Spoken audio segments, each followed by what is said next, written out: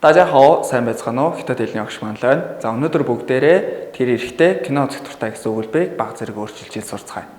За энэ өгүүлбэрийг хамтдаа харцгаая. Та喜欢看电影. Та тэр эрэхтэй喜欢дуртай看үзэх харах 电影 кино. Тэр эрэхтэй кино үзэх дуртай.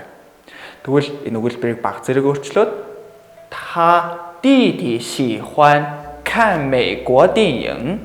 Та тэр эрэхтэй弟弟гэвэл эрэхтэй дүү ингэж хэлнэ. Тэгэхээр түүний эрэхтэй дүү喜欢дуртай看үзэх 美国 Америк 电影 кино. Түүний эрэхтэй дүү Америк кино үзэх дуртай гэвэл ингэж хэлэх нь байна.